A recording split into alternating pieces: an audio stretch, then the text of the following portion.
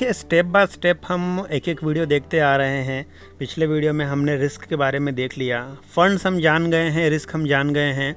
लेकिन अब जो इसमें ट्रांजैक्शंस होने वाले हैं, तो वो ट्रांजैक्शन किस तरीके से होंगे वो हमें जानना बहुत ज़रूरी है।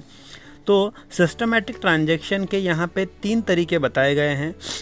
2 ट्रांजैक्शंस के तरीके होते हैं। एक होता है लमसम, एक साथ पैसा डालो, एक साथ पैसा निकालो।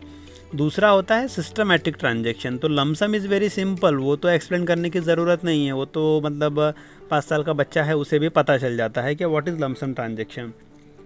सिस्टमैटिक ट्रांजैक्शन में 3 टाइप दिए गए हैं। नंबर 1 है SIP, नंबर 2 है STP, नंबर 3 है SWP। तो एक एक करके हम इसको समझते हैं।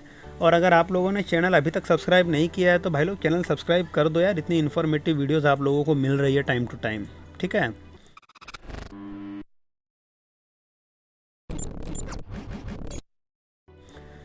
तो हम देखेंगे सबसे पहले सिस्टमैटिक इन्वेस्टमेंट प्लान, जो कि मार्केट में बहुत पॉपुलर है। हम SIP कहते हैं, कुछ लोग SIP कहते हैं, व्हाटएवर।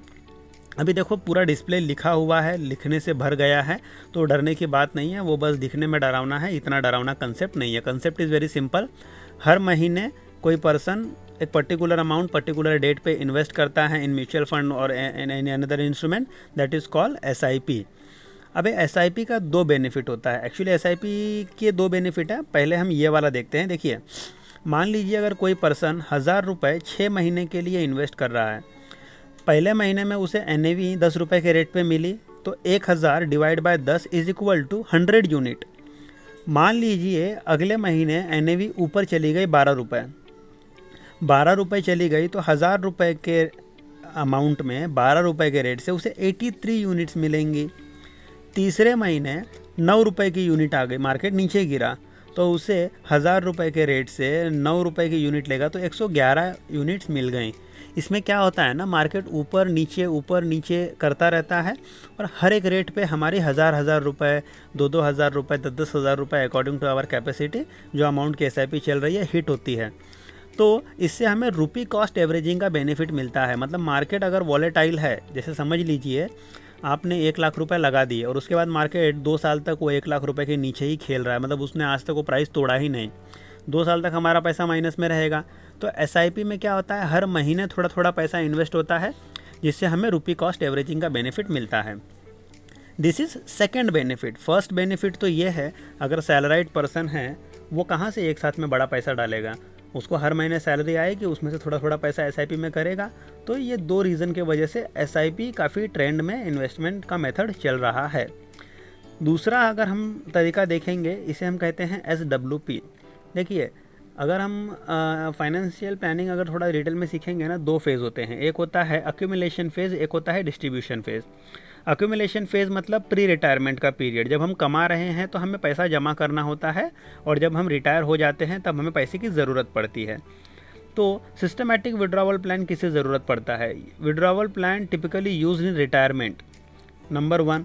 नंबर 2, मान लीजिए किसी ने टर्म इंश्योरेंस लिया था और उसकी डेथ हो गई, तो उसकी फैमिली को वो लमसम पैसा मिल जाता है, और अब उनको सिस्टमैटिक विड्रॉवल प्लान की ज़रूरत पड़ेगी, जो कि केसेस हम लोग हमेशा देखते हैं। अब SWP में क्या हो जाएगा, मान लीजिए 5 करोड़ रुपए लमसम पड़ा हुआ है, अब इनको हर महीने 1 लाख रुपए की ज़रूरत पड़ती है, तो वो 5 करोड़ में प्लानिंग करने के बाद में ना हर महीने 1 लाख रुपए विड्रॉ होकर इनके बैंक में जाएंगे। SIP में क्या हो रहा था, आप हर महीने 1 लाख इन्वेस्ट कर रहे थे और आपने एक कॉर्पस बड़ा वेल्थ जमा किया। अब रिटायरमेंट में उसी वेल्थ में से हर महीने हम पैसे निकाल रहे हैं और हम पैसे यूज़ कर रहे हैं। This is called systematic withdrawal plan. तो ये यंग एज में ज़रूरत नहीं पड़ती है, आगे जाके ज़रूरत पड़ने वाली है। इसका बेनिफिट देखिए क्या होता है। बेनिफिट ऐसा है कि एक साथ सारा पैसा निकालने का रिस्क अपना चला गया। दूसरा है क्या, लिक्विडिटी रहती है, अपने रेगुलर एक्सपेंसेस निकल जाते हैं। उसके बाद में क्या है ना, हम हमेशा बाय सेल करते रहते हैं, तो रेगुलर बेसिस पे हमारा प्रॉफिट बुक होता है, तो हमको कैपिटल गेन टैक्स भी लगता नहीं है, कैपिटल गेन टैक्स से भी हम बच जाते हैं। तो ये रहा मोटा मोटी सिस्टमैटिक विड्रॉवल प्लान। अभी तक अगर आप लोगों ने चैनल को सब्सक्राइब नहीं किया है तो अगेन मैं बोल देता हूँ, एक बार कर लो। और उसके बाद में हम देखते हैं तीसरा टाइप, सिस्टमैटिक ट्रांसफ़र प्लान। ये है ना, ये SIP के जैसा ही फंडा है, बट इसमें लमसम पैसा लिया जाता है। ध्यान से सुनिएगा, थोड़ा सा कॉम्प्लिकेटेड हो सकता है। अभी कोई पर्सन है, वो बिज़नेस वाला पर्सन है, बड़ा डील क्रैक हो गया, उसे अचानक से 5 लाख रुपए मिल गए।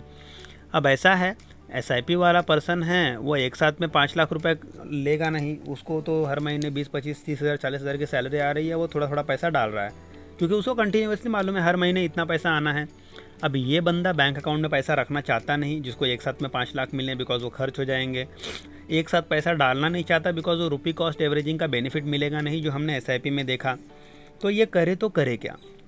इस केस में क्या होता है समझ, हाँ यहाँ पे बराबर एग्जांपल भी दिया हुआ है 10 लाख रुपए। तो ये 10 लाख रुपए क्या करेगा, 10 लाख रुपए को ना शॉर्ट टर्म डेट फंड में डाल देगा। शॉर्ट टर्म डेट फंड में इसने इन्वेस्ट कर दिया जहाँ FD का रिटर्न मिल रहा है। अब वो है ना हर जो महीना आने वाला है 10 महीने तक 1-1 लाख रुपए डेट फंड से निकाल के इक्विटी फंड में ट्रांसफ़र करेगा। मतलब हमने पैसे को क्लाइंट के बैंक के जगह पे एक FD का रिटर्न देने वाले फंड में हमने रख दिया है। अब वो FD वाले फंड से हर महीने 1 लाख रुपए निकलेंगे और ये इन्वेस्ट होंगे इक्विटी फंड में। तो कहने का मतलब है 10 महीने के मार्केट के वॉलेटिलिटी को तो ये STP ने ऑब्जर्व कर लिया है। तो मोटा मोटी ये STP भी SIP का बड़ा भाई है। SIP में बैंक टू फंड में इन्वेस्ट होता है और STP में फंड टू फंड इन्वेस्ट होता है।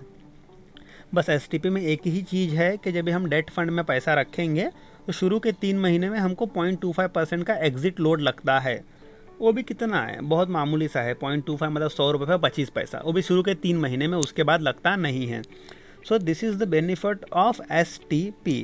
तो हमने देखा SIP क्या होता है, हमने देखा SWP क्या होता है, हमने देखा STP क्या होता है।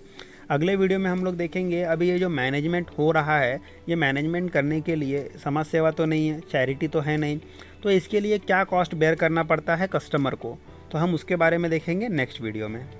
फाइनेंस से रिलेटेड वीडियोस को देखने के लिए सब्सक्राइब करें हमारा चैनल फैल्कन फिन और साथ ही साथ क्लिक कीजिए बेल आइकॉन पे, जिससे आपको आने वाली वीडियोस की नोटिफिकेशन मिलती रहे।